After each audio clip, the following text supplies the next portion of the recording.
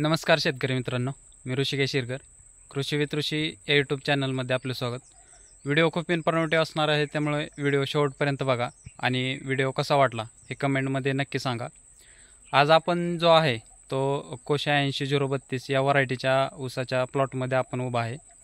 ज्यावेळेस या ऊसाची मी पाहणी करत होतो तर त्यावेळेस मला एक अशी यामध्ये समस्या जाणून आली की ती तुम्ही या ठिकाणी पाहू शकता की जे हे ऊसाचं पेरं किंवा जे कांडे आहे तर ती जी उभ्या पद्धतीने चिरली आहे तर ही कशामुळे चिरली आहे आणि यावरती काय उपाययोजना केल्या पाहिजेत तर त्या आज आपण या व्हिडिओमधनं पाहणार आहे.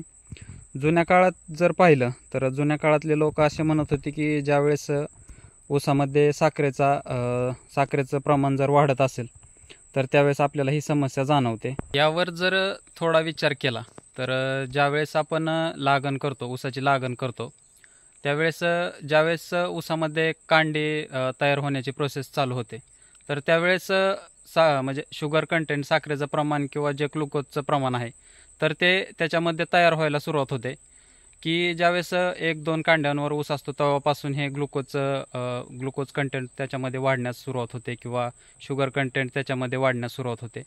मग हे असं आपल्याला आपल्या प्लॉटमध्ये का जाणवतं आहे तर याच्यामध्ये जर पाहिलं तर ही आपल्याला एक डिफिशियन्सी जाणवते की ती कुठली डिफिशियन्सी आहे तर यामध्ये जर पाहिलं तर ही जी डिफिशियन्सी आहे ही कॅल्शियमची डिफिशियन्सी आपल्याला इथे जाणवते. कारण कॅल्शियम हे काय आहे तर जे काय आपल्या प्लॉटमध्ये ऊसामध्ये असेल किंवा दुसरं कुठलं फळबाग असेल किंवा कुठलंही वनस्पती वगैरे असेल तर त्याच्यामध्ये ज्या काही पेशी आहेत तर त्या पेशी डेव्हलपमेंटचं काम आपल्याला तिथे कॅल्शियम हे करताना आपल्याला पाहायला मिळतं.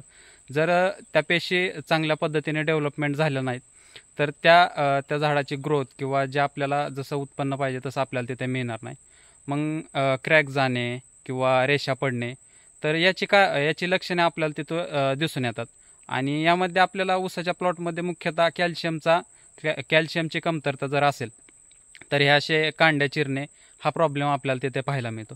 मग याच्यावर उपाय काय केला पाहिजे तर याच्यावर जे काही कॅल्शियमयुक्त जे दुय्यम अन्न घटक आहेत तर ते आपल्याला तिथे देणं, आपल्या प्लॉटला देणं आपल्याला तिथे खूप महत्त्वाचं असतं. मग याच्यामध्ये आपण काय काय देऊ शकतो, जे कॅल्शियम नायट्रेट आहे तर त्याचं ॲप्लिकेशन आपण तिथे करू शकतो किंवा कॅल्शियम बोरॉनचं मिक्सचर येतं जे कॅलबोर म्हणून येतं तर त्याचं आपण ॲप्लिकेशन आपण या प्लॉटमध्ये करू शकतो. मग हे ठीक आहे, पण याचं प्रमाण जर वापरत असताना प्रति एकर प्लॉटसाठी आपण किती प्रमाण वापरलं पाहिजे तर जे कॅलबोर म्हणून येतं तर ते 1 लिटर पर एकर या हिशोबाने आपण ते आपल्या प्लॉटला देऊ शकतो.